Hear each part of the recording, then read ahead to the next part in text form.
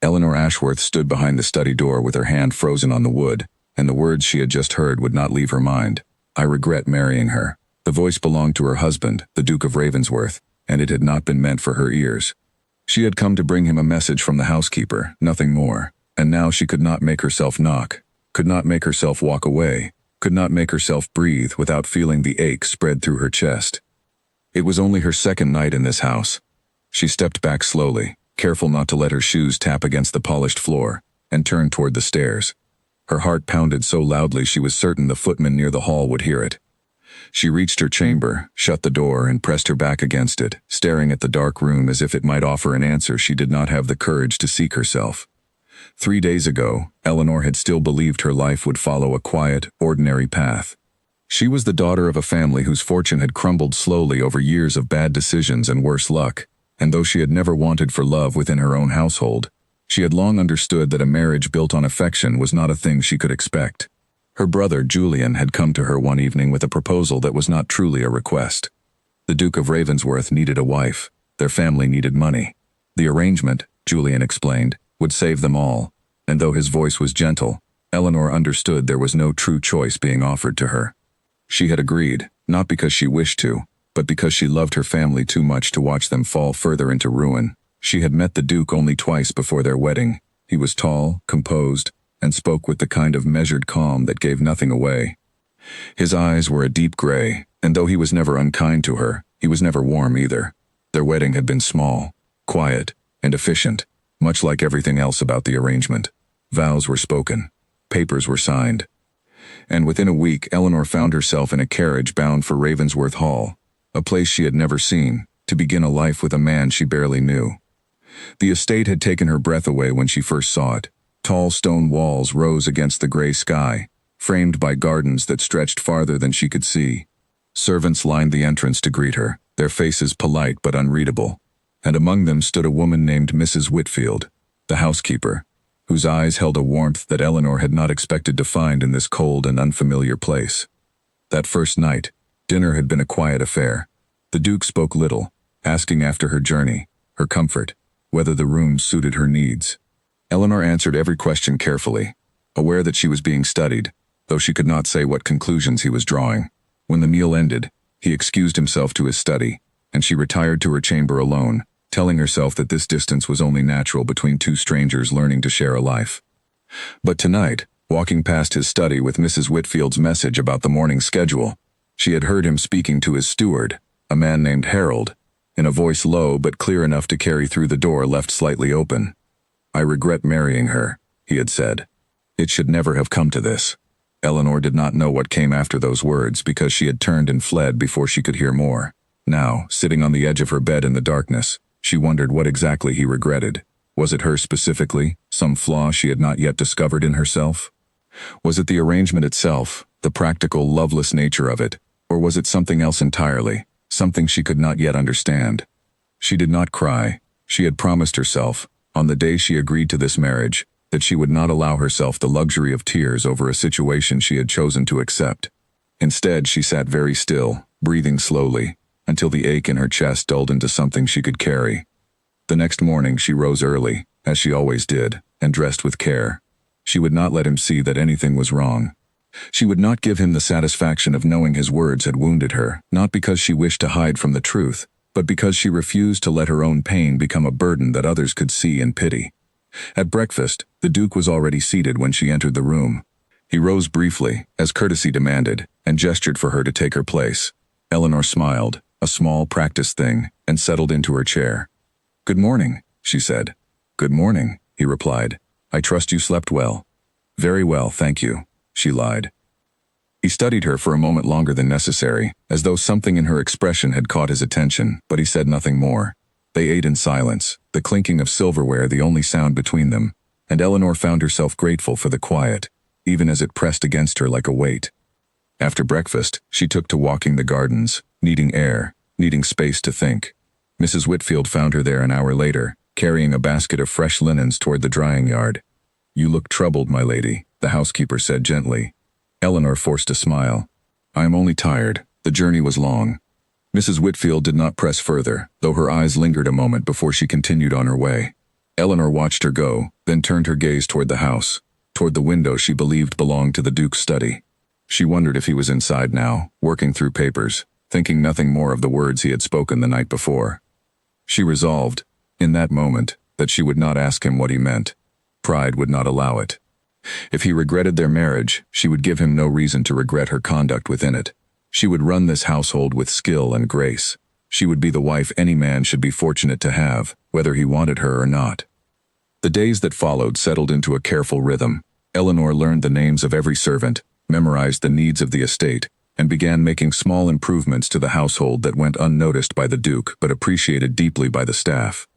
She reorganized the kitchen stores, adjusted the schedule for the tenant deliveries, and spent hours with Mrs. Whitfield learning the history of the estate, the families who depended on it, and the responsibilities that came with her new position. The Duke, for his part, remained distant but not unkind.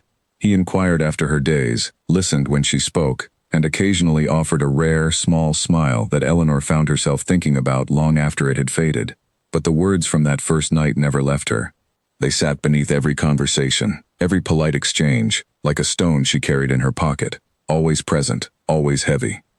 One evening, nearly 2 weeks after her arrival, Eleanor found herself once again near his study, this time with no intention of eavesdropping. She had come to return a book he had lent her, one on the history of the estate's gardens, and she raised her hand to knock when she heard voices again, this time louder, more urgent. "I cannot keep pretending this is what I wanted," the Duke said, his voice tight with something Eleanor could not name. "Every day I see her trying so hard, and every day I remember why none of this should have happened the way it did."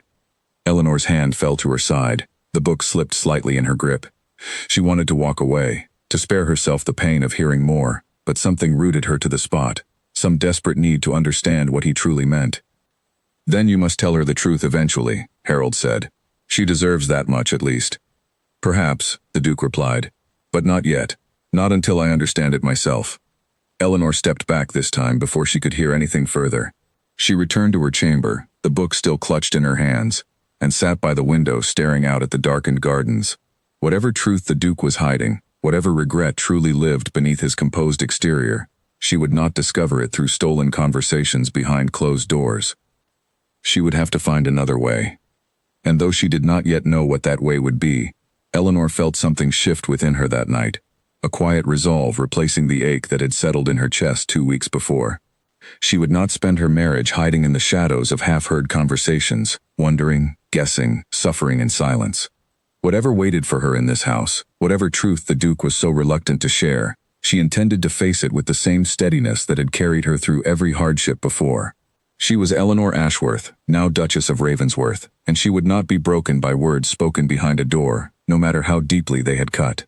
Outside, the wind moved through the trees, and somewhere in the house, the Duke sat alone with thoughts he had not yet found the courage to share. Neither of them slept easily that night, though neither knew the other lay awake as well, separated by walls and silence and a truth that neither was ready to speak aloud. The following morning brought a change in the weather, gray clouds gathering low over the hills, threatening rain that had not yet fallen. Eleanor rose before the sun and dressed quickly, eager to lose herself in the work of the household rather than sit with her thoughts. She found Mrs. Whitfield already awake in the kitchen, overseeing the preparation of the day's meals, and offered to help sort the linens that had arrived from the village the evening before. "You need not trouble yourself with such tasks, my lady," Mrs. Whitfield said, though her tone carried no true objection. "I would rather be useful than idle," Eleanor replied, and there was something in her voice that made the older woman glance at her more closely.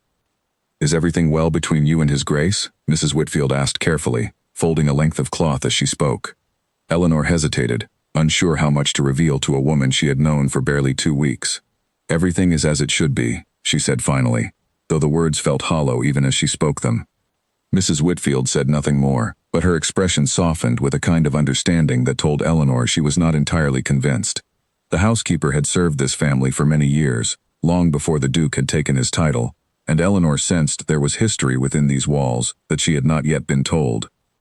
As the morning wore on, Eleanor found herself drawn toward the estate's small library, a room she had not yet properly explored.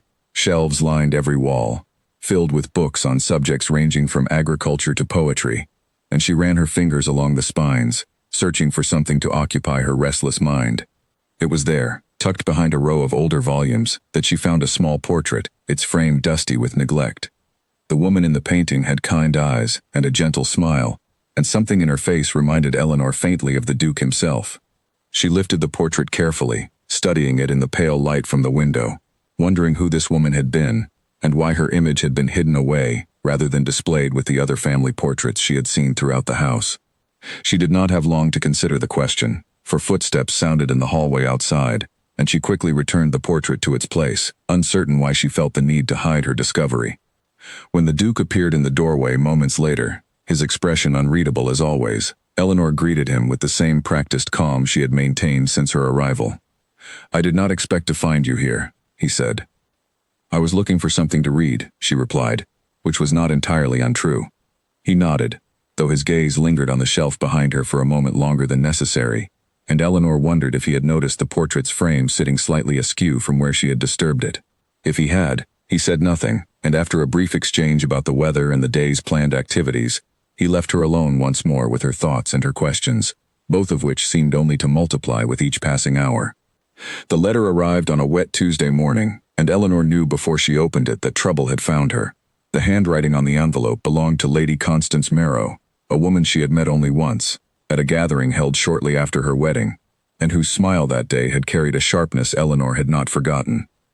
"My dear Duchess," the letter began, "I hope this finds you settling well into your new life. I shall be visiting the county next week, and would so love to call upon you at Ravensworth Hall. There is much I could tell you about the Duke, things a new bride might find useful to know." Eleanor read the words twice, feeling a cold weight settle in her stomach. She had heard whispers, brief and unfinished, about a woman who had once been expected to marry the Duke, a match that society had considered nearly certain before it fell apart under circumstances no one seemed willing to explain. She folded the letter carefully and set it aside, determined not to let it disturb the calm she had worked so hard to build over the past 2 weeks. But calm proved difficult to maintain. Since overhearing the second conversation between the Duke and his steward, Eleanor had thrown herself into her duties with a fierce, quiet energy that left little room for rest. She rose before dawn each day, walked the grounds with the head gardener to discuss the coming season's plantings, reviewed the household accounts with a precision that impressed even Mrs. Whitfield, and spent her evenings reading through the estate's old records, searching, though she would not admit it even to herself, for some clue about the hidden portrait in the library. The Duke noticed her efforts, though he said little about them directly. She caught him once, standing at the edge of the garden, watching as she instructed 2 young footmen on the proper arrangement of the winter stores. He turned away quickly when she met his eyes, but not before she saw something flicker across his face, an expression she could not quite name. Word of her competence spread through the household with surprising speed. The tenants, wary at first of their new duchess, began greeting her with genuine warmth when she visited their cottages to inquire after their needs. She remembered names, asked after children by name, and listened patiently to complaints about leaking roofs and delayed repairs, promising to see them addressed and following through on every promise she made. "I have never seen a lady take to this life so quickly," Mrs. Whitfield remarked one afternoon, as the 2 women walked back toward the main house after a visit to the tenant farms. "I had little choice but to learn quickly," Eleanor replied, though there was no bitterness in her voice, only a quiet acceptance of the path she had chosen. Mrs. Whitfield studied her for a moment. "His Grace was not always so distant, you know," she said carefully. "Before his father passed, he was different, warmer, more willing to laugh." Eleanor slowed her steps, curiosity overriding her earlier resolve not to pry. "What changed him?"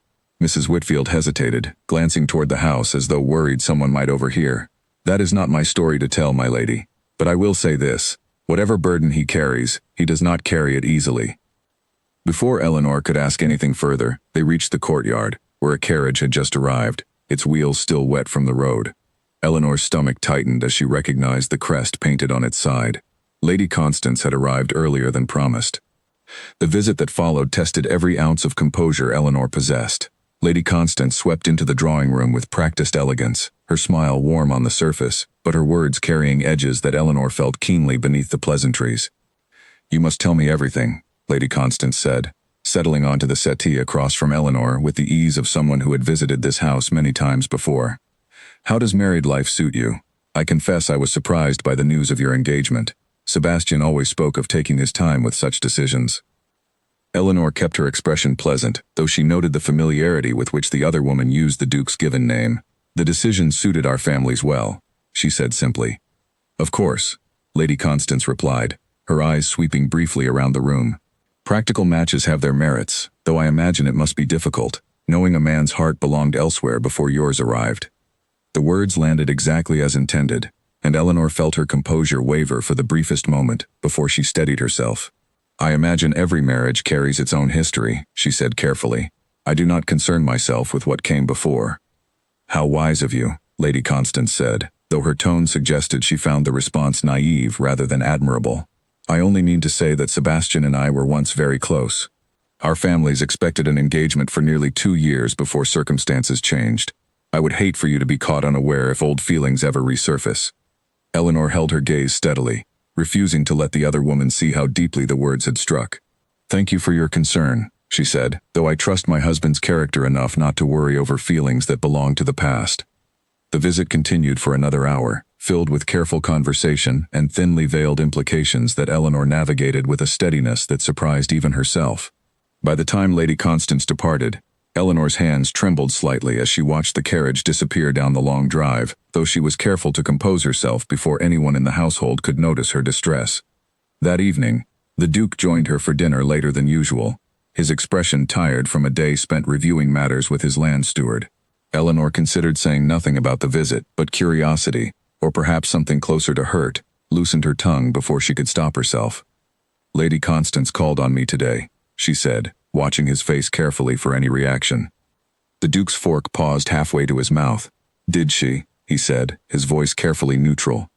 "She mentioned you were once close," Eleanor continued, unable to stop herself now that she had begun.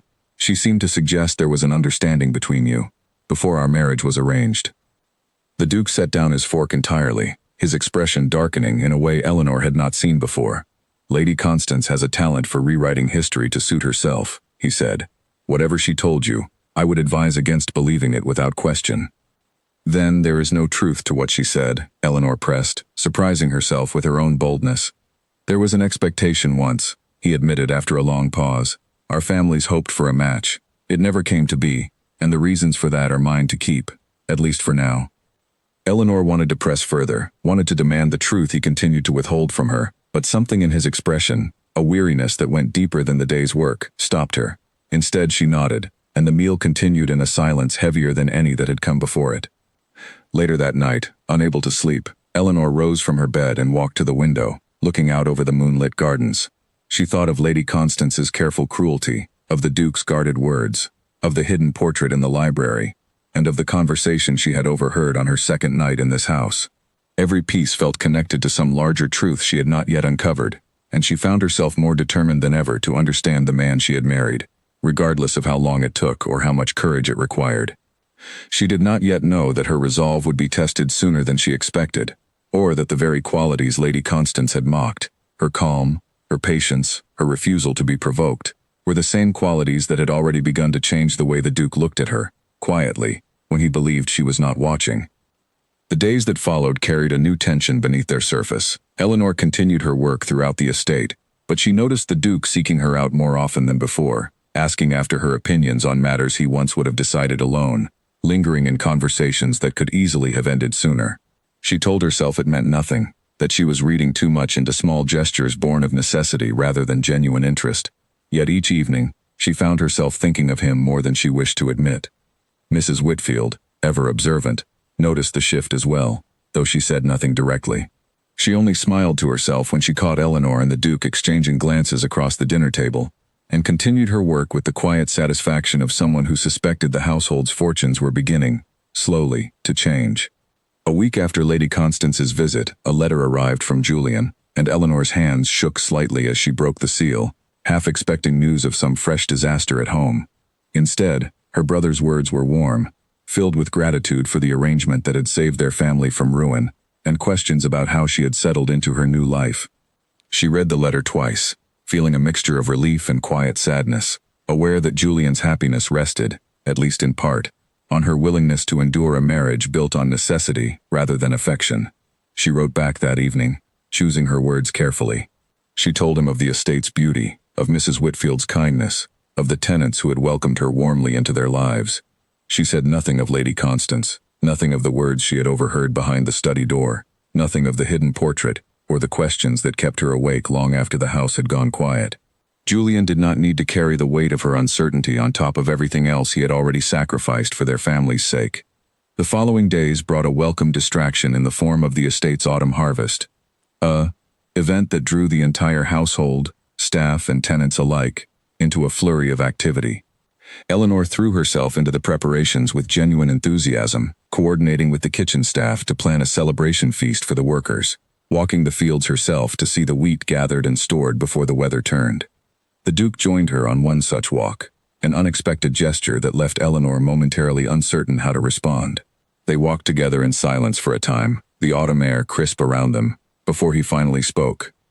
"You have done more for this estate in a few weeks than many duchesses manage in years," he said, his eyes fixed on the fields ahead rather than on her. "I only wish to be useful," Eleanor replied, echoing the words she had given Mrs. Whitfield weeks before. "You are more than useful," he said, and something in his tone made her glance at him in surprise. "The tenants speak of you with genuine affection. That is not something easily earned, nor easily given." Eleanor felt warmth rise in her cheeks, unsure how to respond to praise so unlike the careful distance he had maintained since her arrival. "Thank you," she managed finally, and for a moment, the silence between them felt less like a wall, and more like a bridge slowly being built, plank by careful plank, across a distance neither of them fully understood. The moment did not last. A rider arrived from the village moments later, bearing news of a dispute among the tenant farmers that required the Duke's immediate attention, and he excused himself with visible reluctance, leaving Eleanor alone among the golden fields with thoughts she was not yet ready to examine too closely.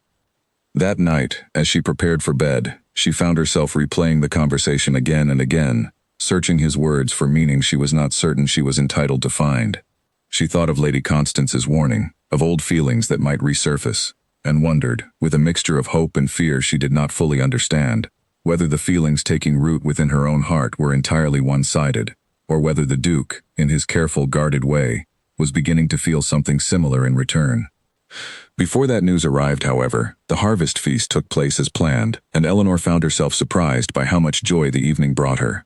Long tables were set out across the courtyard, lit by lanterns strung between the trees, and the tenants gathered with their families to share in the food and music that marked the end of a long season's labor. Eleanor moved among the guests, thanking each family personally for their work, and found herself laughing genuinely for the first time since her arrival at a joke told by one of the older farmhands about a stubborn goat that had escaped its pen 3 times that week. The Duke appeared later in the evening, dressed more casually than she had ever seen him, and stood at the edge of the gathering watching the celebration with an expression Eleanor could not quite read.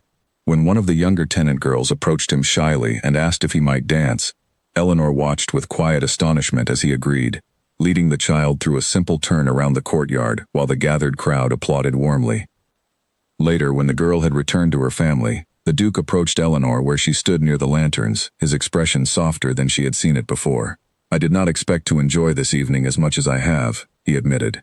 "Neither did I," Eleanor replied honestly. He studied her for a long moment, the lantern light catching something thoughtful in his gray eyes. "Perhaps we are both learning things about ourselves we did not expect to discover," he said quietly, and before Eleanor could ask what he meant, he offered his hand instead, inviting her, wordlessly, to join the dancing that had begun again nearby. She accepted, her fingers resting lightly in his, and for the length of one simple dance, the weight of overheard words and hidden portraits and Lady Constance's careful cruelty seemed to fade into something distant and unimportant, replaced instead by the warmth of lantern light and the steady, careful way the Duke held her hand, as though she were something worth protecting. The feeling did not last through the night. She fell asleep with the question of his meaning unanswered, and woke the next morning to news that would test everything she had built in her short time at Ravensworth Hall, in ways she could never have anticipated. The smell of smoke woke Eleanor before the shouting did, sharp and acrid, curling beneath her door and pulling her from sleep with a jolt of pure instinct. She was on her feet before she fully understood why, throwing a shawl over her nightdress and rushing into the hallway, where servants already ran past her with buckets and lanterns, their faces pale with fear in the dim light. "Fire," one of the young footmen gasped when she caught his arm. "The tenant cottages, my lady. 2 of them are already burning." Eleanor did not hesitate. "Where is his grace?" she asked, though even as the words left her mouth, she remembered that he had departed for London 2 days earlier to attend to matters with the estate's solicitors. Matters that could not wait, though their timing now seemed cruelly unfortunate. "He is away," the footman said, echoing her own realization. "Mr. Harold has gone ahead to the village, but he asked that someone organize the household to help." "Then I will organize them," Eleanor said, and something in her voice, steady despite the fear coiling in her stomach, seemed to settle the young man's own panic. She moved quickly through the house, gathering every able-bodied servant she could find, directing some toward the well with buckets, others toward the stables to ready the water cart, and sending the youngest maids to wake the remaining tenants whose cottages had not yet caught but stood dangerously close to the flames. Mrs. Whitfield appeared at her side within minutes, already dressed and calm despite the chaos, and together they organized a line of workers stretching from the well to the burning cottages, passing buckets hand to hand with a rhythm that grew steadier with each passing minute. The night stretched into hours of exhausting, relentless work.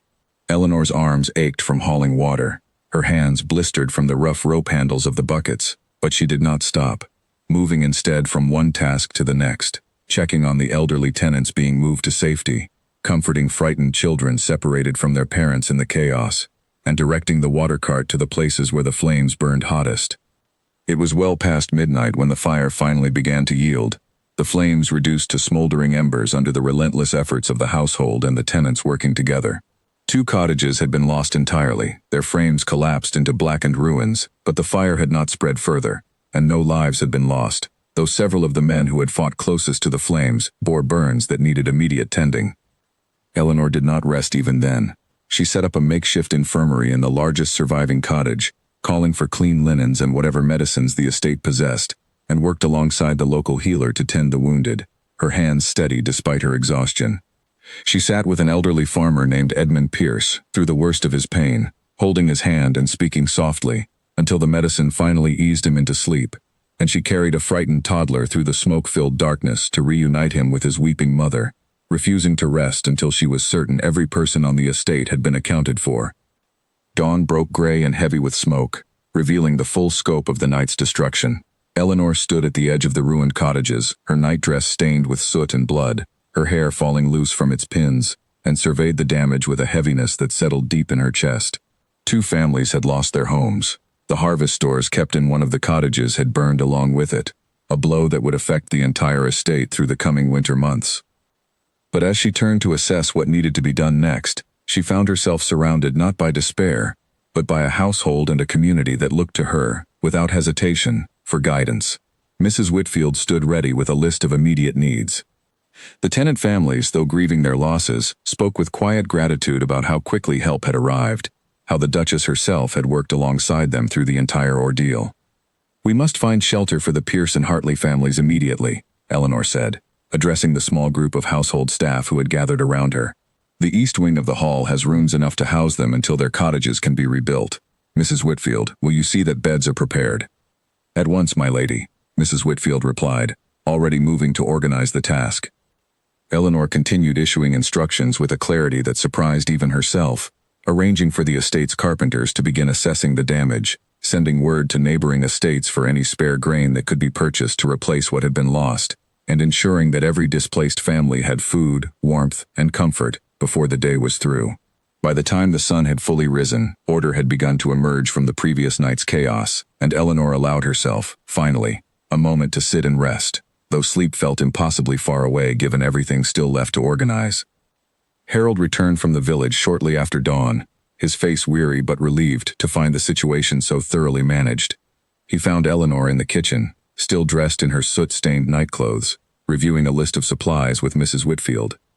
"My lady," he said, bowing slightly despite his exhaustion, "I must say, I have never seen a household respond so quickly or so effectively to such a crisis. His Grace will be extremely grateful when he learns of your actions tonight." Eleanor waved off the praise, though a flicker of pride warmed her chest despite her fatigue. "I only did what needed to be done," she said. "Anyone would have acted the same in my position." "Not everyone," Harold replied quietly, and something in his tone told Eleanor he meant the words with genuine sincerity rather than empty courtesy. Word of the fire reached the Duke in London by messenger later that same day, and Eleanor learned afterward that he had left for Ravensworth Hall within the hour, riding through the night rather than waiting for morning. driven by fear for the safety of his tenants and, though he did not say so directly, for Eleanor herself. He arrived at the estate just after dawn the following day, exhausted from the journey but moving with urgent purpose the moment he dismounted from his horse. He found Eleanor in the east wing, overseeing the arrangement of temporary quarters for the displaced families, still working despite having slept only a handful of hours since the fire began. She looked up when he entered, and for a moment, neither of them spoke, the weight of everything that had happened settling between them in the quiet morning light. "I came as soon as I heard," he said finally, his voice rough with worry and travel. "Are you unharmed?" "I am fine," Eleanor replied, though the bandage wrapped around her left hand, covering a burn she had sustained while helping move a fallen beam, told a different story. His gaze fell to the bandage immediately, and something shifted in his expression, concern giving way to something closer to alarm. "You are hurt," he said, closing the distance between them in a few quick strides. "It is only a small burn," she assured him. "The healer has already tended to it." He took her hand gently, examining the bandage with a care that surprised her, his thumb brushing lightly against her wrist as though reassuring himself that she was truly whole. "You should not have taken such risks," he said, though his voice held no anger, only a quiet, aching concern that Eleanor had not expected to find there. "Someone needed to lead," she said simply. "I could not stand by while others suffered." He looked at her then with an expression she had never seen from him before, something raw and unguarded breaking through the careful composure he maintained so consistently. "Harold has told me everything," he said. "How you organized the household, how you tended the wounded through the night, how you gave the tenant families shelter and comfort when they had nothing left." "I only did what any duchess should do," Eleanor said, though her voice wavered slightly under the intensity of his gaze. "No," he said quietly. "You did what very few would have the courage or the heart to do. I underestimated you, Eleanor. I see that now, more clearly than I have seen anything in a very long time." The use of her given name, spoken so softly, sent an unexpected warmth through her chest, and for a moment, the exhaustion of the past 2 days seemed to fade beneath the weight of his words. She wanted to ask him what he meant, wanted to press further into the vulnerability she saw flickering behind his careful gray eyes, but the moment was interrupted by Mrs. Whitfield's arrival, bearing news of supplies that had just arrived from a neighboring estate. The Duke released her hand reluctantly, stepping back to resume the composed demeanor he wore like armor before the household staff, but Eleanor noticed the way his eyes lingered on her throughout the rest of that day, watching her with a new attention that had nothing to do with duty or obligation.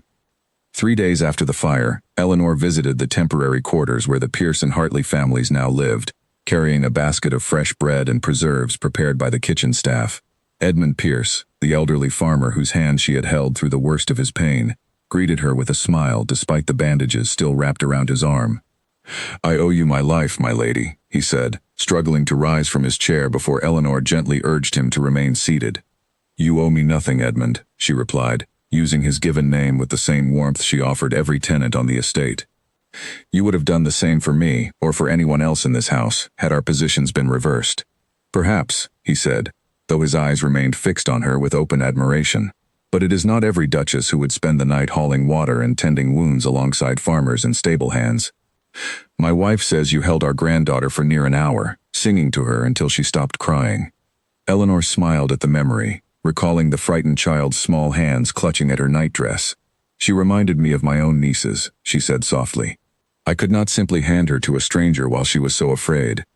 The visit continued for another hour, filled with quiet conversation, and the particular kind of gratitude that comes from shared hardship survived together.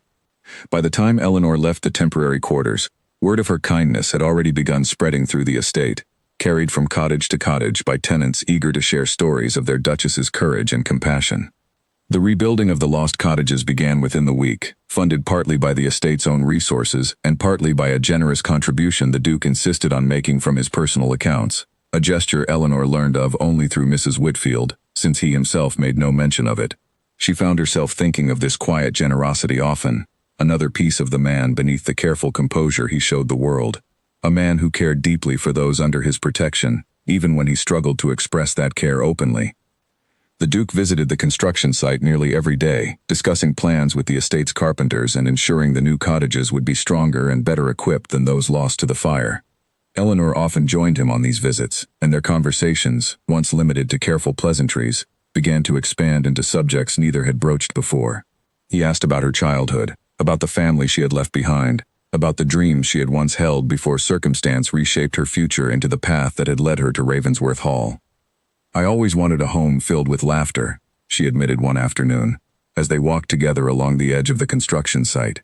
"My father was often stern, and money was always a concern, but my mother filled our house with warmth despite everything. I suppose I hope to build something similar someday." The Duke was quiet for a moment, watching the carpenters at work. "This house was once filled with laughter too," he said finally.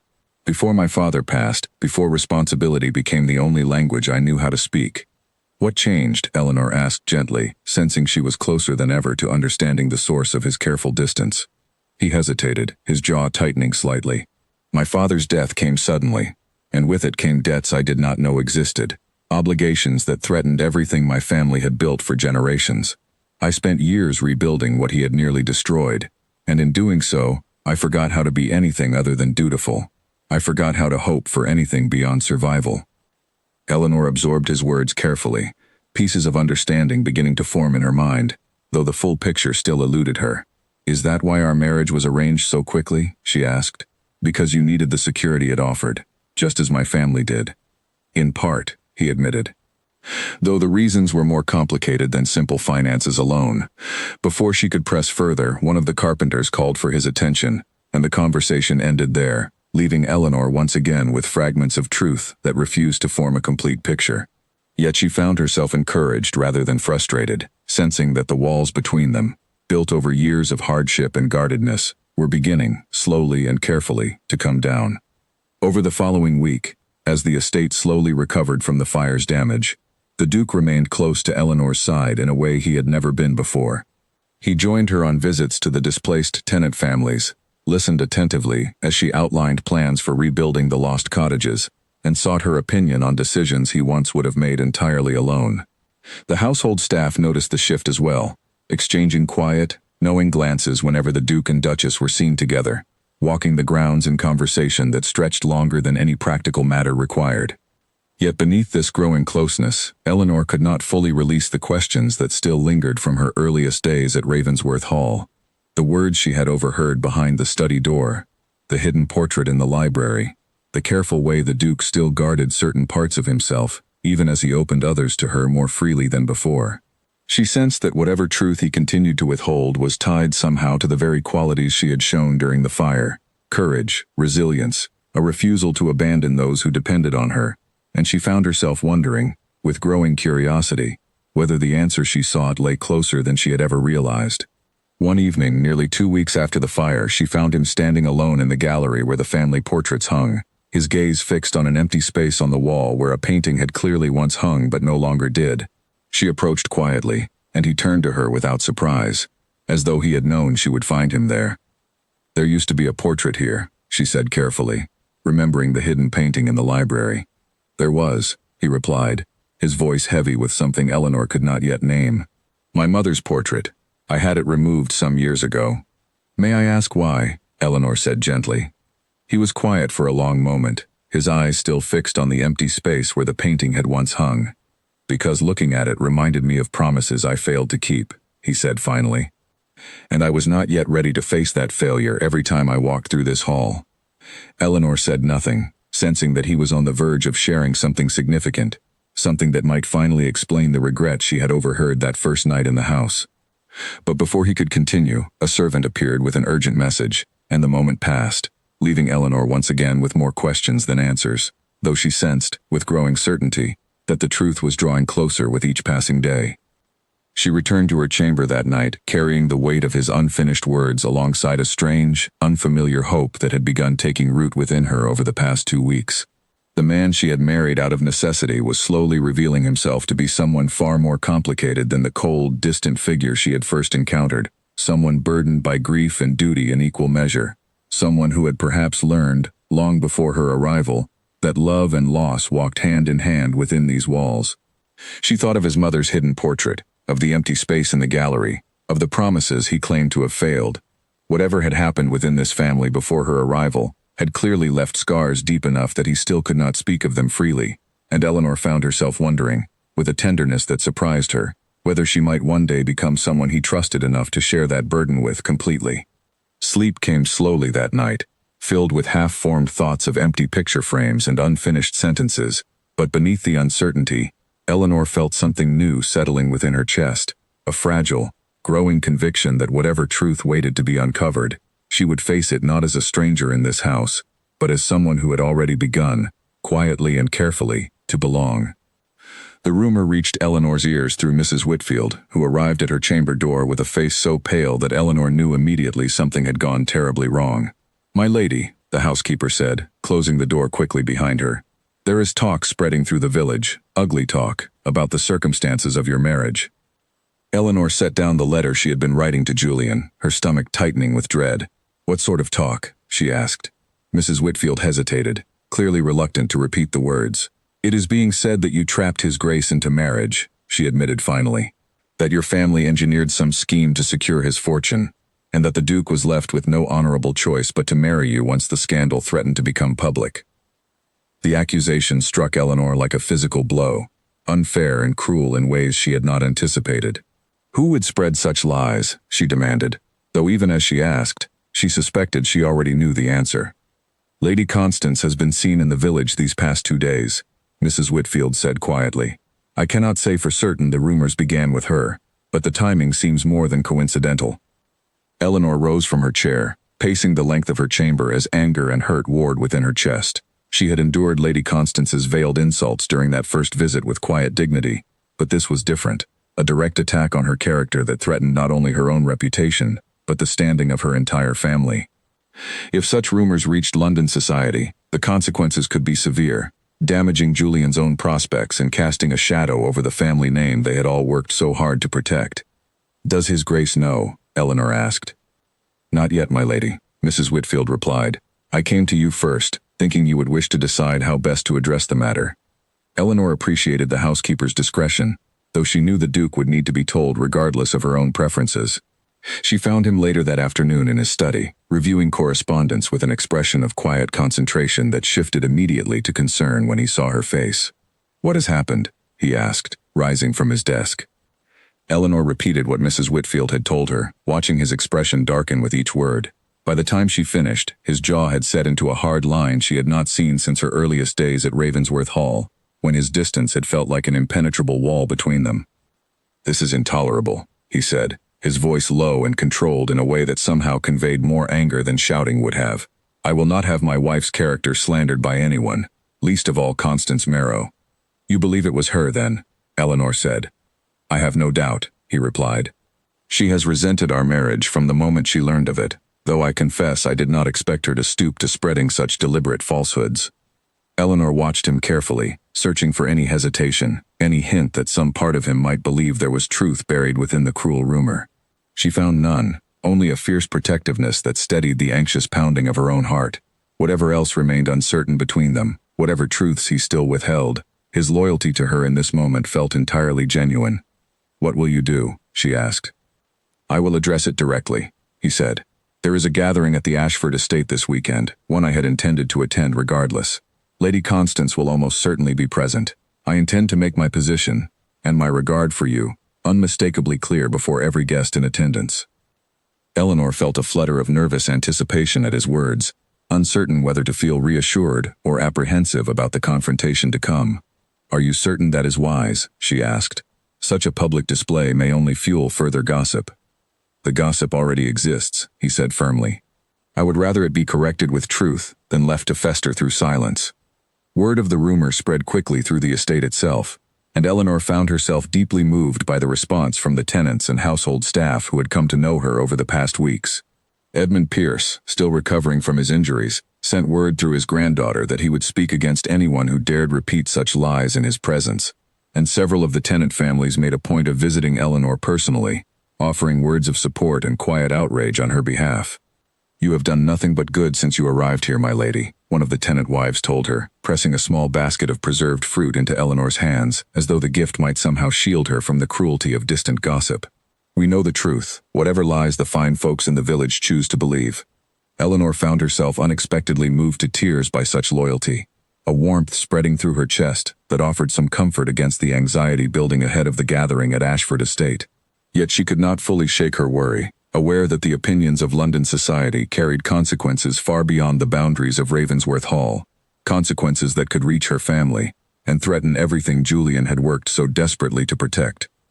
She wrote to her brother that evening, choosing her words with great care, wanting to warn him of the rumors before he heard them from some other, less sympathetic source.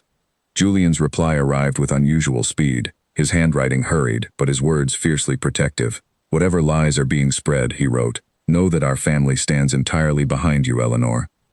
You sacrificed everything for us, and we will not allow anyone to tarnish your name without answer.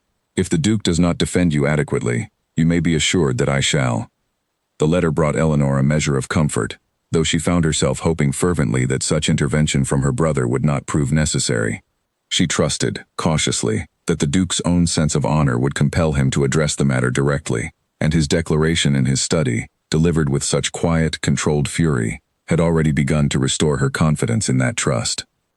The morning before the Ashford gathering, Eleanor woke early, unable to sleep despite the exhaustion of the preceding days. She found herself in the estate's small chapel, seeking a quiet moment of reflection before the difficult evening ahead. The chapel was empty at that hour, sunlight filtering softly through stained glass windows, and Eleanor sat in the front pew, allowing herself, finally, to feel the full weight of everything she had endured since her arrival at Ravensworth Hall. She thought of her wedding day, hurried and practical, devoid of the joy she had once imagined for such an occasion. She thought of the words overheard behind the study door, of Lady Constance's careful cruelty, of the fire that had tested her courage in ways she never could have anticipated. And she thought, with a tenderness that surprised her, of the Duke's hand closing gently around hers after the fire, of his unexpected warmth during the harvest feast, of the slow, careful way he had begun opening himself to her over the past weeks. Whatever happened at the gathering that evening, Eleanor resolved, she would face it with the same steadiness that had carried her through every hardship before. She was no longer merely the practical solution to her family's financial troubles, nor simply a stranger thrust into an unfamiliar household. She had become, through her own efforts and her own courage, someone genuinely valued within these walls, and she intended to carry that knowledge with her into whatever challenges the evening might bring. The Duke found her there as she rose to leave the chapel, having sought her out when her chamber was found empty. He said nothing about finding her in such a private moment of reflection, only offering his arm as they walked back toward the main house together, a small gesture of solidarity that Eleanor found herself deeply grateful for as the difficult day stretched ahead of them. And Eleanor found herself dressing with more care than usual, aware that every eye in the room would be watching her, weighing the rumors against the woman who now stood before them. Mrs. Whitfield helped her into a gown of deep blue silk, arranging her hair with careful precision, and offered a final word of encouragement before Eleanor departed. "You have nothing to prove to anyone in that room, my lady," the housekeeper said. "You have already proven yourself to everyone who truly matters, here at Ravensworth Hall." The words steadied Eleanor's nerves somewhat as she arrived at the Ashford estate that evening, though the moment she entered the grand ballroom, she felt the weight of curious, judgmental stares settling upon her from every direction. Conversations quieted as she passed, whispers following in her wake, and she caught fragments of the rumor being repeated in hushed, scandalized tones by guests who had clearly already decided to believe the worst. The Duke remained close at her side throughout the evening, his hand resting protectively at the small of her back as they moved through the crowded room, and Eleanor drew strength from his steady presence even as the weight of public judgment pressed against her composure. Lady Constance found them near the refreshment table, her smile as sharp and practiced as ever. "Sebastian, Eleanor," she said, her voice carrying just enough for nearby guests to hear. "How lovely to see you both. I do hope the recent gossip has not troubled you too deeply." Eleanor felt the Duke's hand tighten slightly against her back, a silent signal of the restraint he was exercising. "It has troubled me greatly," he said, his voice calm but carrying clearly across the surrounding conversations, which quieted immediately at his tone. "Particularly given how deliberately false the rumors appear to be, and how carefully timed their spread has been to align with your recent visit to the village." Lady Constance's smile faltered, though she recovered quickly. "I am certain I have no idea what you mean," she said. "Then allow me to be direct," the Duke continued, his voice growing louder now, deliberately ensuring the surrounding guests could hear every word. "My marriage to Eleanor was arranged for practical reasons, as many marriages among our class are. There was no scheme, no scandal, no dishonorable circumstance forcing my hand. What there is, however, is a woman of extraordinary courage and character, who worked through an entire night to save tenant families from a fire while I was away in London, who has earned the genuine affection of every person on my estate through her own merit, and who deserves far better than to have her reputation attacked by petty jealousy dressed up as concern. The ballroom had fallen almost entirely silent now, every guest within earshot watching the exchange with rapt attention. Eleanor felt her cheeks flush, both from embarrassment at being the center of such public attention, and from a swelling warmth at hearing the Duke defend her so unequivocally. "I meant no offense," Lady Constance said, her composure cracking further under the weight of the surrounding stares. "Then perhaps in future," the Duke replied, his tone final and unyielding, "you might consider directing your energies toward matters that do not involve spreading falsehoods about my wife." Lady Constance departed shortly afterward, her earlier confidence thoroughly deflated, and Eleanor noticed the shift in the room's atmosphere almost immediately. Guests who had whispered judgment moments before now approached with genuine warmth, offering congratulations on the marriage and expressing admiration for the courage Eleanor had shown during the fire, word of which had apparently spread further through society than she had realized. Later that evening, as their carriage carried them back toward Ravensworth Hall, Eleanor turned to the Duke with a question that had been forming since his defense of her in the ballroom. "Why did you speak so forcefully?" she asked. "You could have simply denied the rumors quietly, without such a public display." He considered her question for a long moment, the passing moonlight illuminating his features in brief, flickering glimpses. "Because you deserve to be defended openly," he said finally. "Because I am tired of hiding behind careful distance and quiet restraint. And because, Eleanor, I find that my regard for you has grown into something I can no longer pretend is simply practical necessity." Eleanor's heart raced at his words, uncertain how to respond to an admission so different from the careful, guarded man she had married. "What are you saying?" she asked softly. He reached across the carriage, taking her hand gently in his own, the same hand he had examined so carefully after the fire. "I am saying that the regret you overheard that first night was never truly about you," he said. "It was about the circumstances that brought us together, about my own fear of failing you as my father failed my mother. But it was never about you, Eleanor. I regretted many things that night, but marrying you was never among them, even then, though I did not yet understand my own heart well enough to say so." Eleanor felt tears gather at the corners of her eyes, relief and hope mingling together after weeks of uncertainty and quiet suffering. "You heard me that night," she said, realization dawning. "You knew I was behind the door." He nodded slowly. "I suspected, though I was not certain until this very moment," he admitted. "I am sorry for the pain those words caused you, Eleanor. I am sorry for every day since that I allowed my own fear to keep the truth from you." The carriage rolled on through the darkness, carrying them back toward Ravensworth Hall, and Eleanor found herself, for the first time since her arrival, feeling something close to genuine hope for the future that awaited her within those walls. She glanced down at their joined hands, still resting together on the carriage seat between them, and felt a quiet certainty settle over her that had been entirely absent during her earliest days in this house. Whatever fears had shaped his silence, whatever grief still lingered behind his careful composure, she sensed now that he intended to share it with her fully, in time, rather than continuing to carry it alone. The thought brought her a comfort she had not expected to feel so soon, and she allowed herself, finally, to lean into that hope without reservation. Sebastian found her in the library 3 days after the gathering at Ashford Estate, standing before the same shelf where she had once discovered his mother's hidden portrait. He watched her from the doorway for a long moment, uncertain how to begin the conversation he had been avoiding for weeks, before finally stepping into the room and closing the door quietly behind him. "You found it then," he said, and Eleanor turned, startled, the portrait already in her hands. "I did not mean to pry," she said quickly, moving to return it to its place. "It was there my first week, hidden behind the other books, and I have wondered about her ever since." He crossed the room slowly, taking the portrait from her hands with a gentleness that surprised her, studying the painted face as though seeing it for the first time in years. "This is my mother, Margaret," he said quietly. "She died when I was 19, not long after my father." "I am sorry," Eleanor said softly. "Mrs. Whitfield mentioned you lost your father suddenly, but she never spoke of your mother's passing." Sebastian set the portrait carefully on a nearby table, propping it against a stack of books so that Margaret's painted eyes seemed to watch them both. "Few people speak of it," he admitted. "It is not a story I have shared with anyone outside this household, not even with Constance, despite the closeness our families once assumed between us." Eleanor remained silent, sensing that he needed space to find his own way into whatever truth he had finally decided to share. He gestured toward the two chairs near the window, and they sat together as the afternoon light shifted slowly across the library floor. My father was not a cruel man, Sebastian began, but he was a proud one, and pride can wound as deeply as cruelty when left unchecked. He inherited this estate from his own father deeply in debt, though he concealed the extent of it from everyone, including my mother. He believed a duke should never appear weak, never admit to struggle, and so he maintained appearances long after the foundation beneath those appearances had crumbled entirely.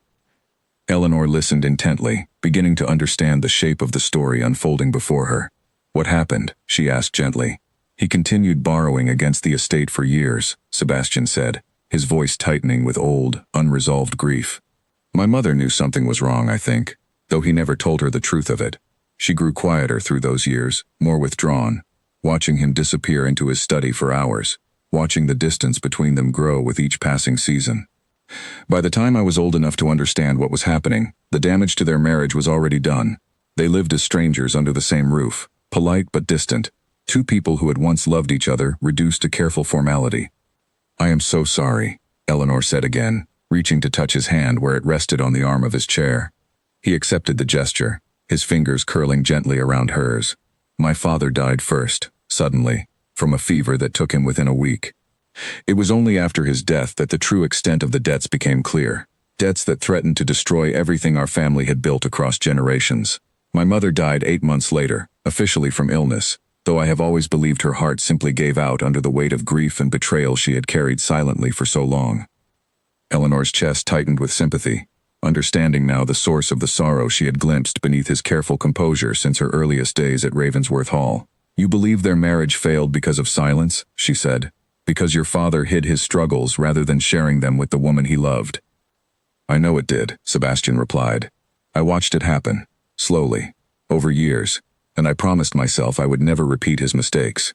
Yet when the time came for my own marriage, when the debts my father left behind finally threatened to consume everything I had spent years rebuilding, I found myself faced with the very same choice he once faced. I could either be honest about my circumstances and risk appearing weak, or I could maintain the same careful, guarded distance my father had shown my mother, protecting my pride at the cost of genuine connection. That is why you regretted our marriage," Eleanor said, the pieces finally settling into place. "Not because of me specifically, but because you feared repeating the same pattern that destroyed your parents." "Exactly," he said, relief evident in his voice at finally being understood. "When I spoke those words to Harold that first night, I was not expressing regret over marrying you as a person. I barely knew you then. I was expressing fear that I was walking the same path my father walked, entering a marriage built on necessity and financial obligation rather than genuine connection, destined to repeat the same silent, slow destruction I witnessed as a child." Eleanor absorbed his words carefully, understanding now the weight he had carried alone since her arrival, the careful distance that had never truly been about her inadequacy, but about his own deep fear of failure. "Why did you never simply tell me this?" she asked, though her tone carried no accusation, only gentle curiosity. "Because admitting the fear meant admitting the debts my father left behind," he said.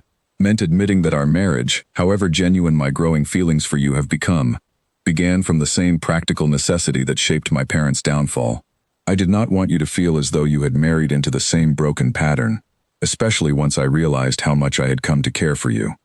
"You care for me," Eleanor said softly, needing to hear the words spoken plainly, rather than implied through careful gestures and half-finished sentences. Sebastian turned to face her fully, his gray eyes carrying an openness she had never seen from him before. "I care for you more deeply than I believed myself capable of caring for anyone," he said. "I watched you save tenant families from a fire while I was away, tending their wounds with your own hands, comforting frightened children through the night. I watched you endure Constance's cruelty with more grace and dignity than I could have managed myself. I watched you build genuine bonds with every person on this estate, earning their trust and affection through nothing but your own character and effort.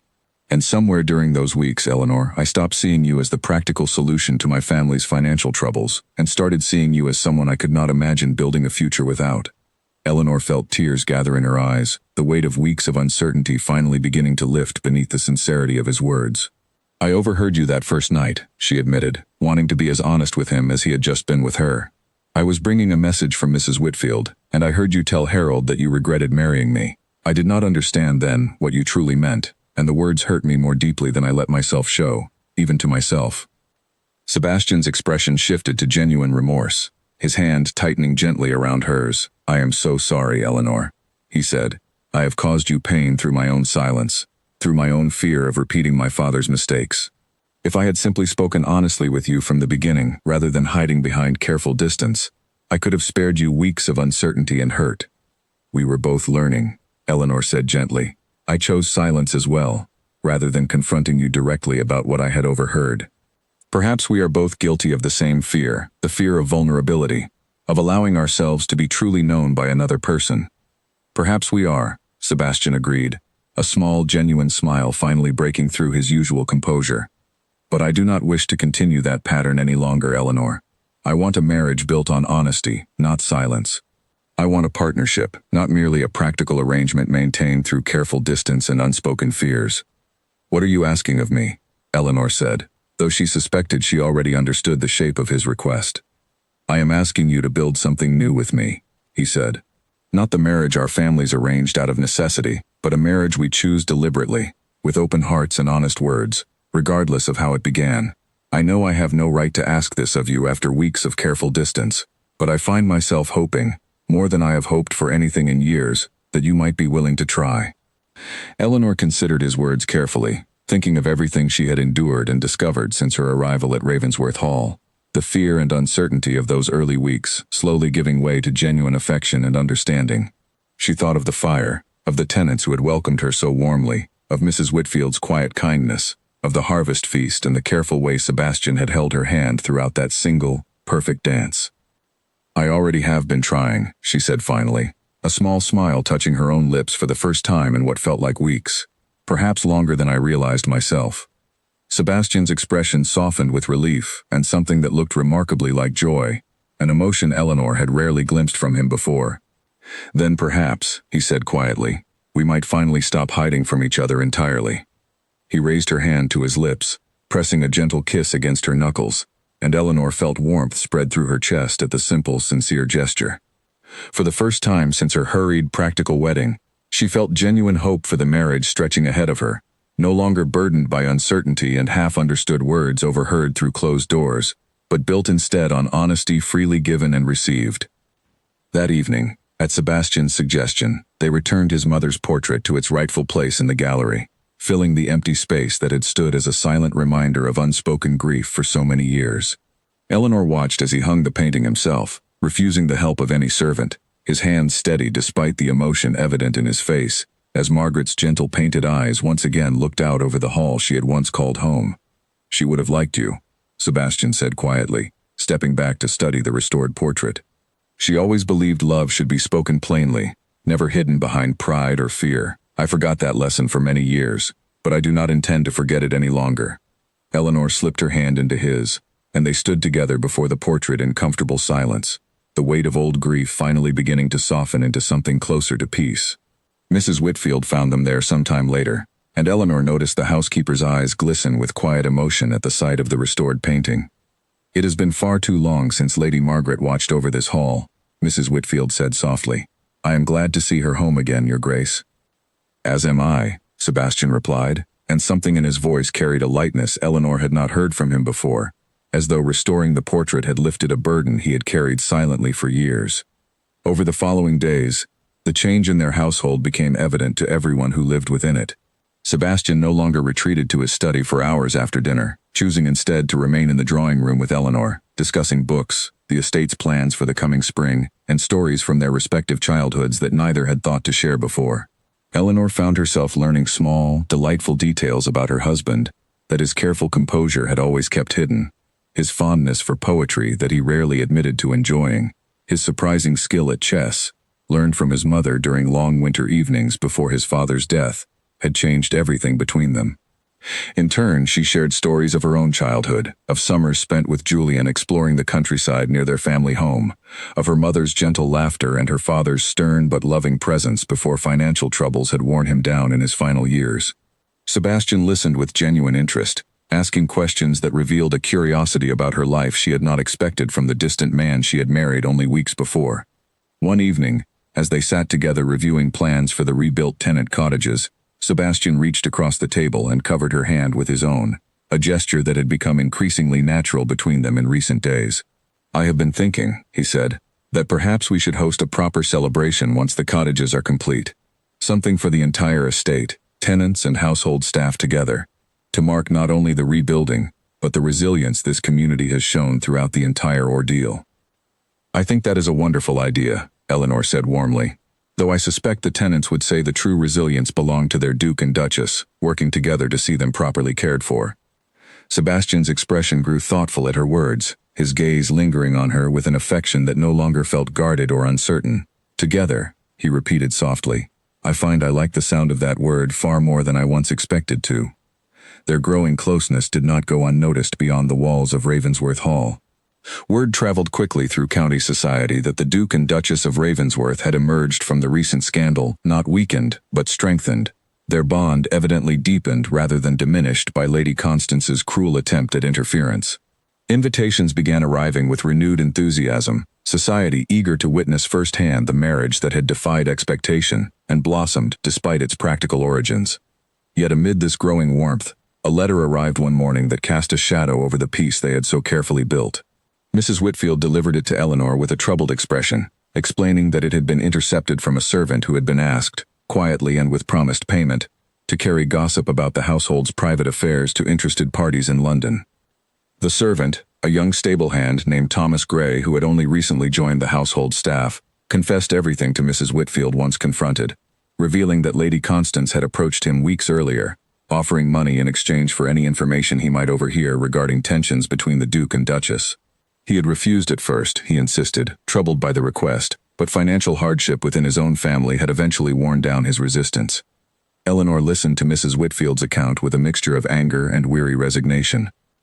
"It seems Lady Constance does not intend to accept defeat so easily," she said. "It would seem not, my lady," Mrs. Whitfield agreed, "though I believe young Thomas has learned his lesson. He came to me himself, unable to continue with the deception once he understood the harm it might cause." Eleanor considered the situation carefully before deciding to inform Sebastian immediately, rather than allow the matter to fester in secrecy, determined not to repeat the pattern of silence that had caused them both so much unnecessary pain in the past. Sebastian's reaction, when she told him, carried a controlled fury that reminded her briefly of his defense at the Ashford gathering. "She will not stop until she has caused genuine harm," he said grimly. "I had hoped the confrontation at Ashford might discourage her further attempts, but it seems I underestimated her determination."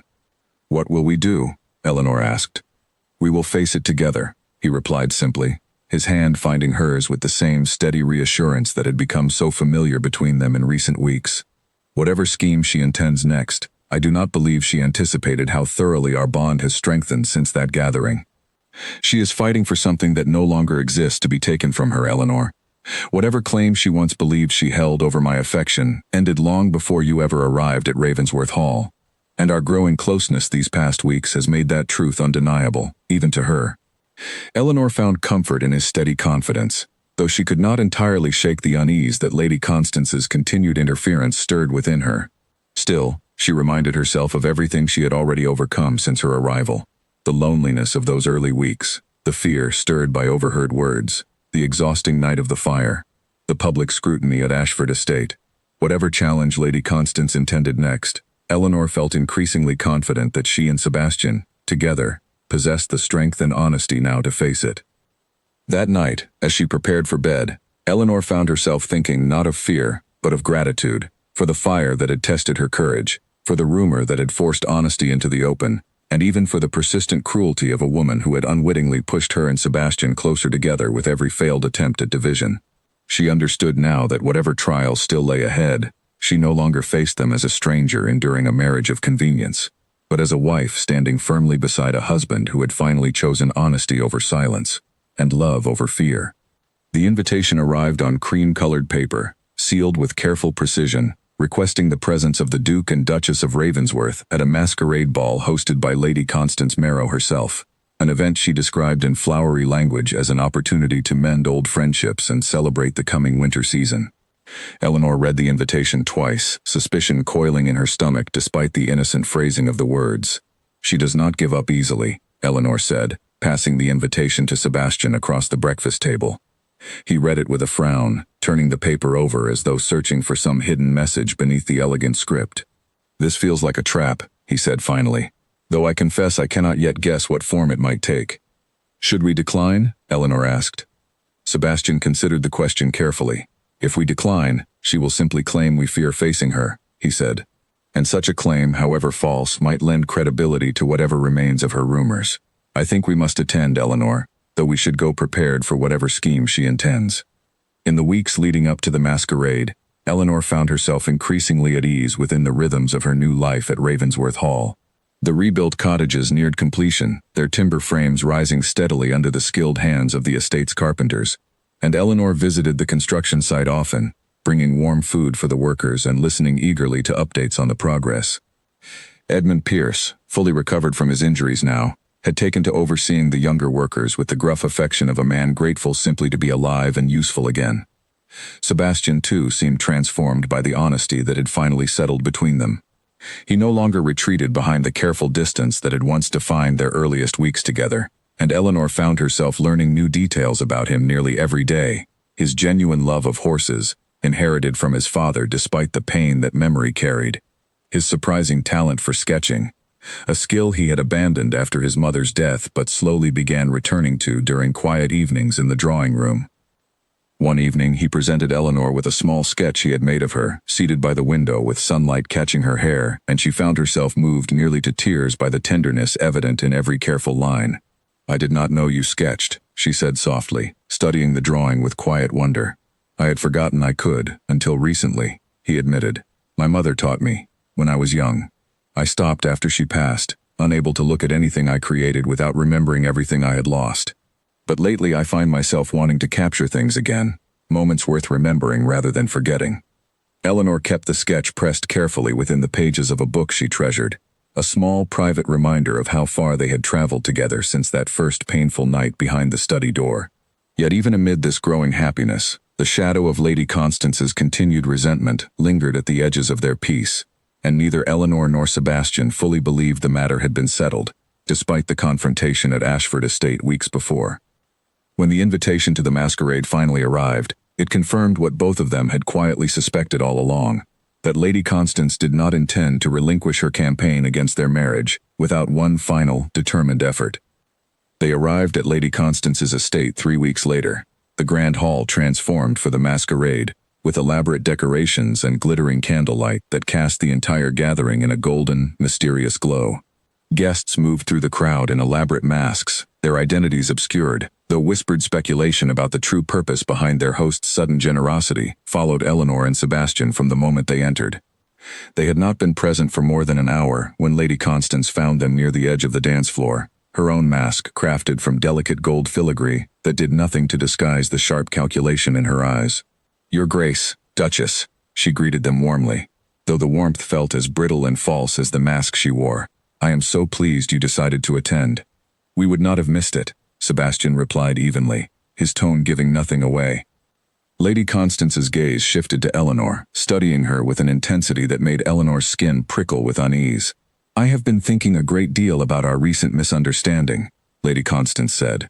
"I do hope we might find a way to move past it this evening. Perhaps over a private conversation. Just the two of us, Duchess. Woman to woman." Eleanor glanced briefly at Sebastian, who gave the smallest, almost imperceptible nod, silent permission to proceed as she saw fit, while remaining nearby should she need him. "I would be willing to hear what you have to say," Eleanor replied carefully. Lady Constance led her toward a quieter alcove at the edge of the ballroom, away from the crush of dancing guests, though Eleanor noted with quiet reassurance that Sebastian remained within sight, engaged in conversation with a nearby group of gentlemen, while his attention clearly stayed fixed on her. "I owe you an apology," Lady Constance began once they had settled into the relative privacy of the alcove, her voice softer now, though something calculating still lingered beneath the surface. "I allowed jealousy to guide my actions these past months, and I am ashamed of the harm I caused you." Eleanor studied her carefully, uncertain whether to trust the sudden change in tone. "That is a significant admission," she said cautiously. "It is the truth," Lady Constance continued. "Sebastian and I were close once, closer than perhaps I ever fully admitted to myself.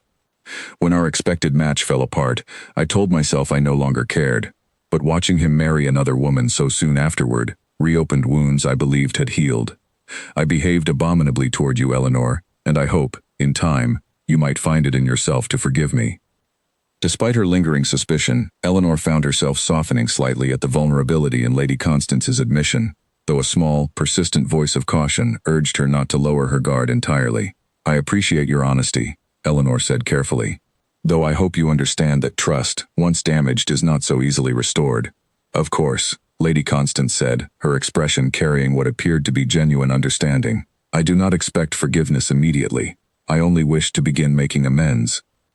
Perhaps we might start with a small gesture. I have arranged for a private supper to be served in the East Parlor, away from the crowd, where Sebastian and I might properly clear the air between us as old friends, and where you and I might continue our own conversation without interruption. The suggestion struck Eleanor as strange, and the earlier unease she had felt returned with renewed force. I think it would be best if the four of us, that is, Sebastian and I together, joined you for this conversation, she said, deliberately including her husband in the arrangement. Lady Constance's expression flickered, just briefly, with something sharper than disappointment before she recovered her composure. Of course, she said smoothly. Whatever makes you comfortable, Duchess. Eleanor returned to Sebastian's side moments later, relaying the conversation and her own reservations about the proposed private supper. Sebastian listened carefully, his expression growing increasingly troubled as she spoke. I do not trust this at all, he said once she had finished. An apology delivered so suddenly, followed immediately by an attempt to separate us into private conversations. It feels deliberately designed to create an opportunity for exactly the kind of scandal she previously tried to manufacture through rumor alone. What do you suggest? Eleanor asked. We attend the supper together, exactly as you insisted, he said, and we remain vigilant for whatever scheme she intends to enact. The private supper took place an hour later in the East Parlor, a smaller, more intimate room than the grand ballroom, set with an elegant table for four, though only 3 places had actually been prepared when Eleanor and Sebastian arrived. Lady Constance greeted them with practiced surprise at the apparent oversight, quickly summoning a servant to arrange a 4th setting, though Eleanor noticed the slight hesitation in the request, as though the omission had not been accidental at all. The conversation that followed carried an uncomfortable tension beneath its polite surface, Lady Constance steering discussion repeatedly toward shared memories from her supposed closeness with Sebastian. Memories he acknowledged only briefly before redirecting attention toward Eleanor, praising her courage during the fire, and her grace throughout the recent scandal, with a warmth that left no doubt about where his loyalty truly rested. Midway through the meal, a servant entered with an urgent message for Lady Constance, drawing her briefly from the table. The moment she departed, Sebastian leaned close to Eleanor, his voice low.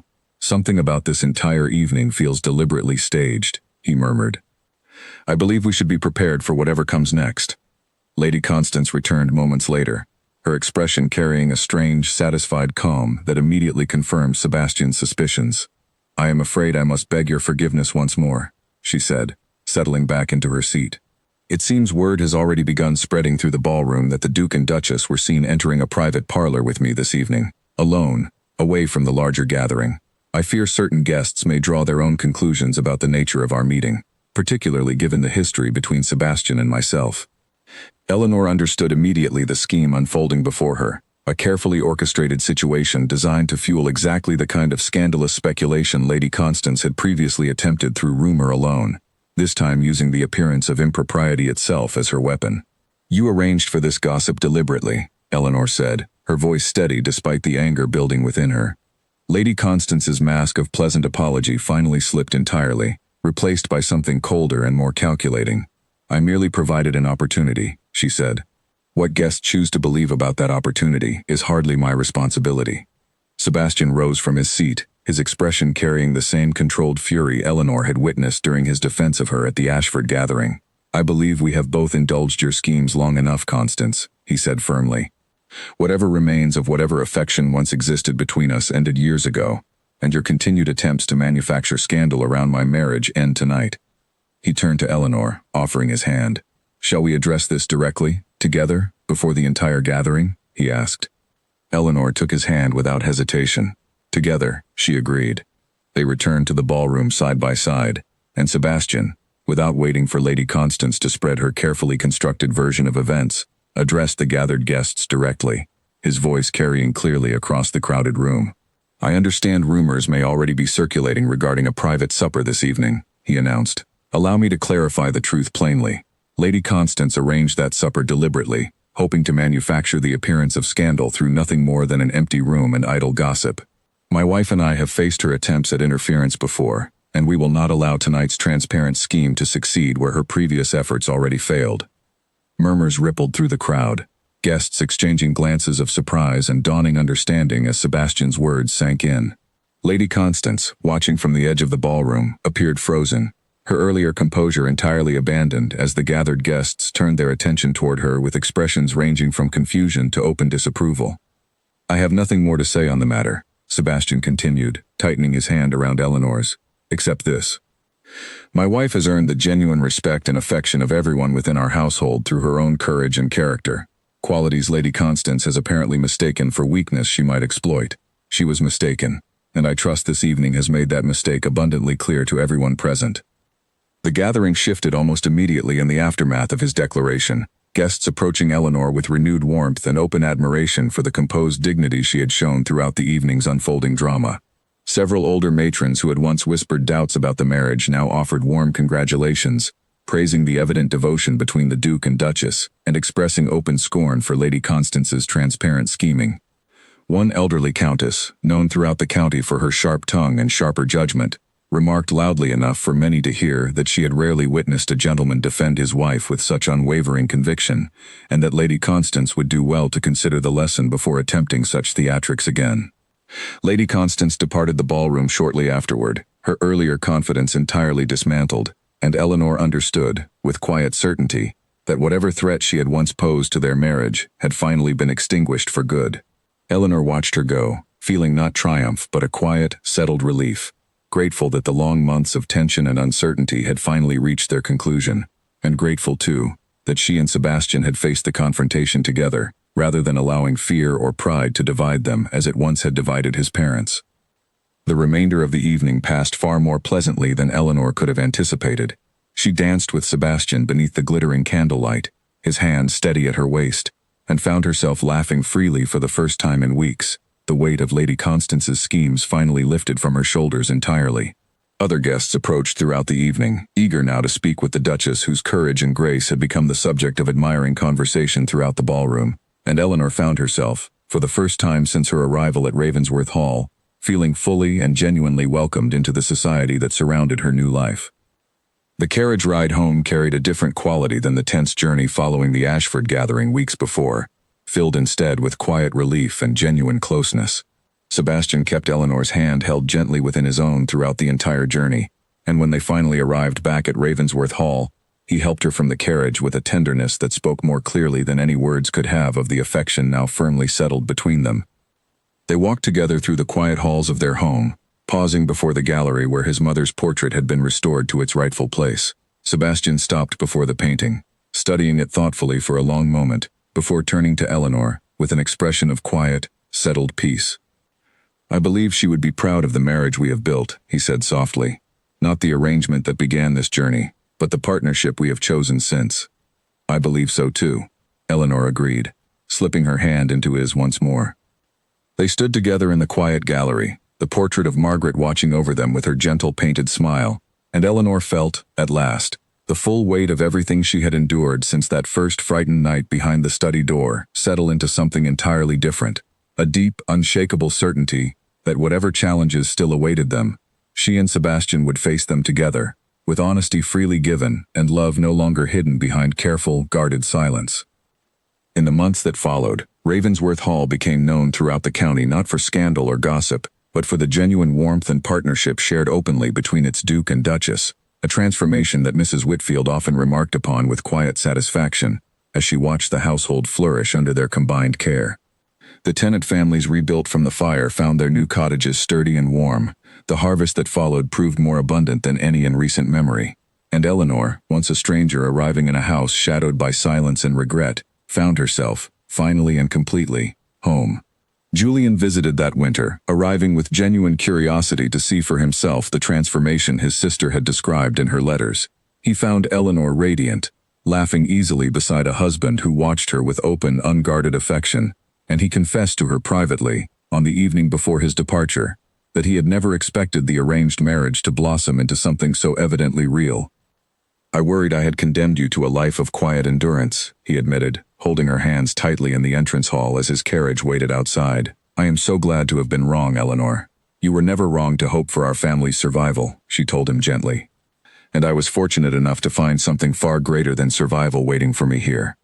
As winter deepened over Ravensworth Hall, Eleanor often found herself standing before the restored portrait of Margaret in the gallery, reflecting on how far she and Sebastian had traveled since that first frightened night behind the study door. What had begun in silence and misunderstanding had grown, through courage and honesty freely chosen, into a partnership neither of them could have anticipated when their families first arranged the match.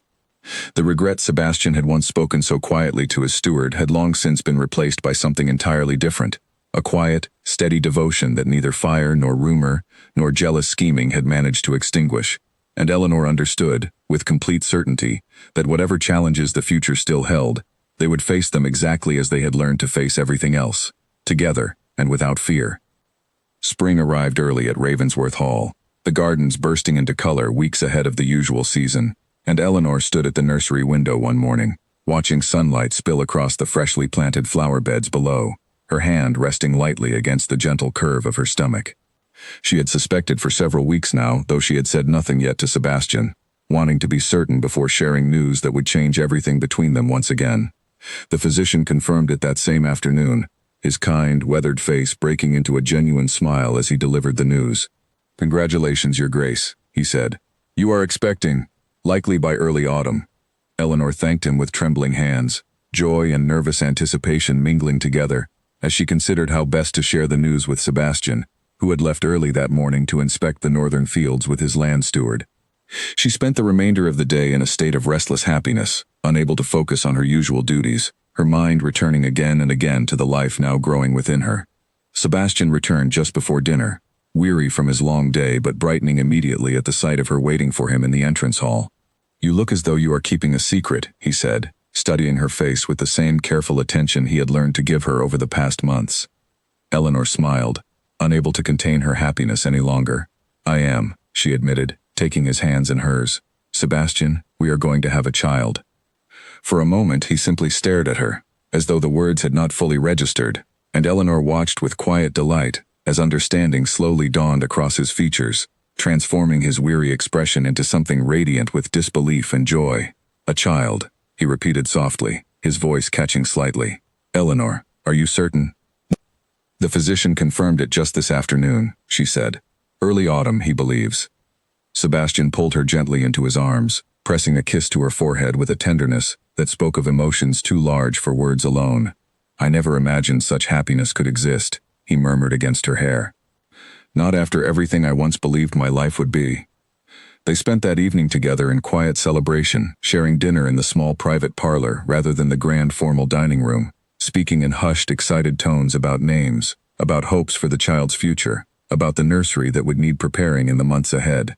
Sebastian spoke, for the first time, of wanting to fill the house with the kind of laughter he remembered from his earliest childhood, before his father's hidden debts had cast their long shadow over the family, and Eleanor listened with her heart full, grateful beyond words that the man she had married out of practical necessity had become someone she loved so completely. News of the coming child spread through the household within days, and the tenants, who had already grown deeply fond of their Duchess, greeted the announcement with genuine celebration. Mrs. Whitfield, upon hearing the news, embraced Eleanor with unusual warmth, tears gathering in her eyes as she offered blessings for a healthy child and a safe confinement. "This house has waited a long time for the sound of a child's laughter again," the housekeeper said softly. "I am so glad it will be yours, my lady." The months that followed passed in a blur of gentle preparation and growing anticipation. Eleanor's condition progressed smoothly, and Sebastian remained attentive throughout, often joining her on slow walks through the gardens as her pregnancy advanced, patiently listening as she shared her hopes for their child, whether a son who might one day inherit the title, or a daughter who might grow to share her mother's quiet strength and her father's steady devotion.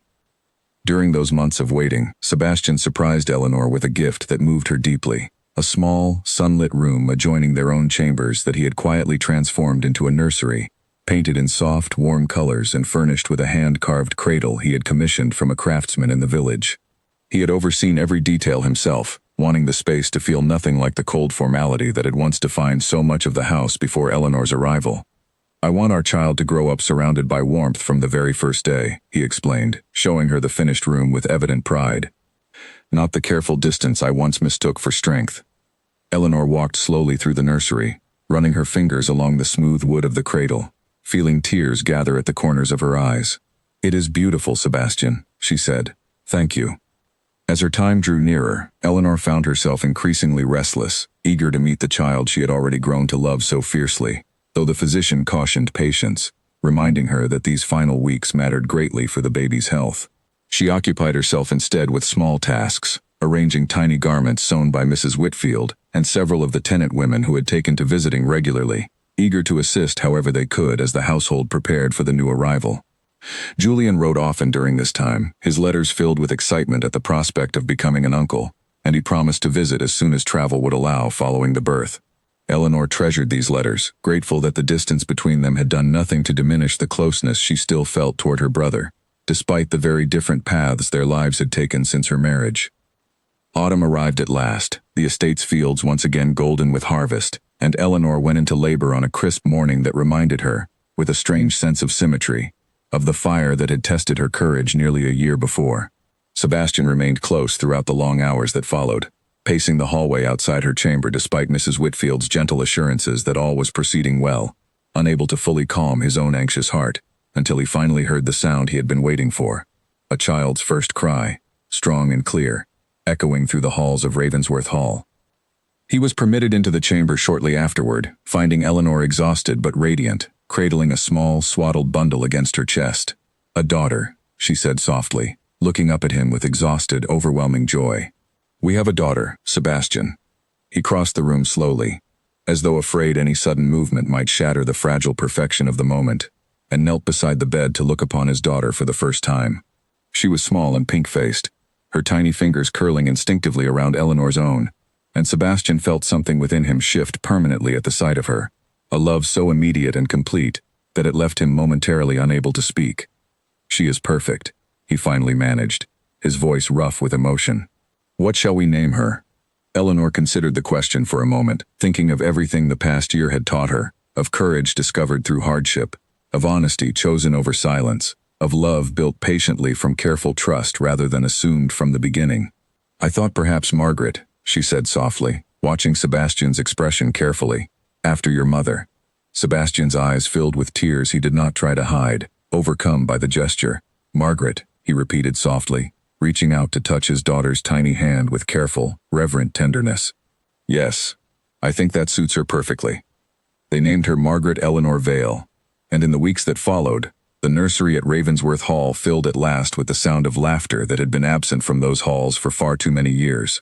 Sebastian proved a devoted father, spending hours each evening simply holding his daughter, speaking softly to her about the estate she would one day help oversee, about the gardens she would grow up exploring, about a legacy built not on silence and hidden debt, but on honesty, resilience, and love freely given.